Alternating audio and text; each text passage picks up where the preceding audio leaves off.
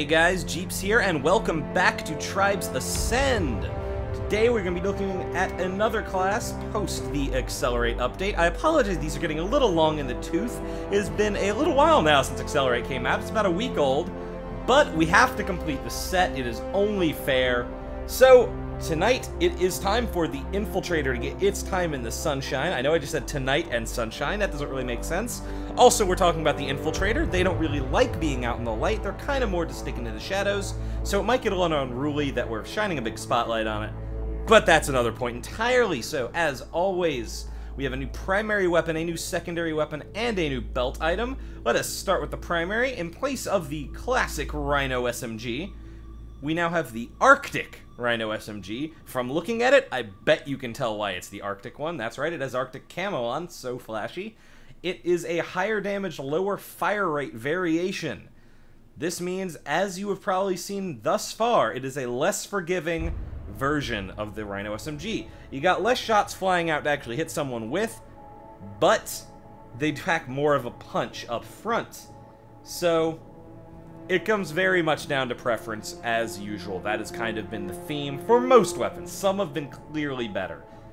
We'll look at it more in practice in a minute, but again, less forgiving, higher stopping power. Next on the list, continuing our Arctic trend, we now have the Arctic SN-7 to replace the regular SN-7 silenced pistol.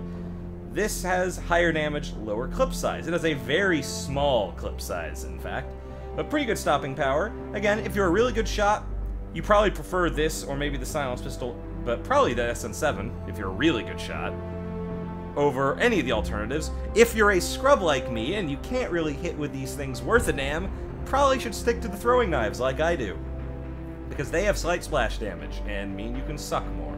And man, do I suck at this game. Excuse me. Last and certainly not least, when talking about the Infiltrator, we have a new version of the Sticky Grenades. These, as you well know, are pretty devastating to begin with. They will just demolish base assets when you throw them their way. They clear out heavies like nobody's business. They're pretty effective just planting on a flag stand. So now, just to make matters worse for all you people who love hanging out on flag stands and near generators, with the Sticky Grenade XL. This gives you slightly lower damage for slightly higher radius. Nothing surprising there. However, that is a pretty powerful trade-off. The damage on these is already pretty damn high to begin with, and they're still going to be very effective at damaging base assets. However, now they'll be much more effective at damaging everything near the base asset too, or the heavy, or on the flag, or whatever. These things got a lot scarier for just general usage. Again, basic Sticky Grenade still going to be better at taking down the generator, but the Sticky Grenade XL probably better at taking down just about everything else. So that is all of these upgrades on paper, but that doesn't tell us that much. Let us hop over to our favorite shooting range, take a quick look at what these do to your opponents. Alrighty, so let's see some damage numbers fly, shall we? So, first off, the Arctic SMG, as you can see, still pretty formidable fire rate, does 80 per tick. That's not bad. Not bad for that quick of a rate of fire. However, it's worth noting, as you just saw, a full clip, admittedly, this is before upgrading, will not actually finish off a heavy. Takes a few more to do that. I love that little flourish when he reloads. Next up, let's check out the pistol. Just shoot this medium in the face a few times. Yeah, 180 per tick. However, as you probably all well know, this is not a hit scan pistol, but it does have a very fast firing projectile, and is actually pretty good range. So that is nice. It's worth noting both of these weapons, both the Arctic weapons, do 10 higher damage per tick than their normal counterparts. So that is pretty solid. I mean, it doesn't sound like a lot, but especially on the SMG, you still have a pretty damn high fire rate. 10 extra damage per tick, that's pretty good. Pistol, 180 versus 170, maybe a little bit more arguable. However, that extra 10 still could mean the difference between killing someone in that one shot or not. And sometimes that one shot is what keeps them from killing you. Now, lastly, our new friend, the Sticky Grenade XL. Let's just plant it right there.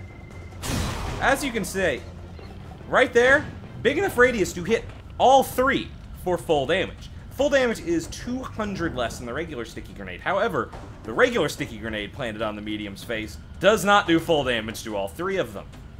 That is definitely worth noting. Now, let's jump over to a turret so we can just take a look at how the Sticky Grenade interacts with an armored target, because often that is how they are used.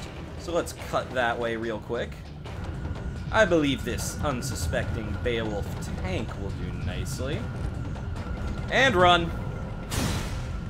2,000. So it is doubled. Again, this is before the extra damage to armored targets upgrade, but that's 400 less damage against armored targets. So, against armored targets, the regular Sticky Grenade is still arguably the superior one. Though, if you are using not an SMG as your primary weapon, either the Jackal or the Spin Fuser, you can always just lob an explosive at the target to finish it off. So, not that big a deal, unless you're running an SMG, funnily enough. So, that has been it for the Infiltrator post the Accelerate update. Hope you guys have enjoyed. As always, like, subscribe, share this video with your friends. Leave a comment if you have anything you would like to discuss. If you know a little bit more about Infiltrators than I, you might have more to add. I've been Jeeps. I'll talk to you guys later.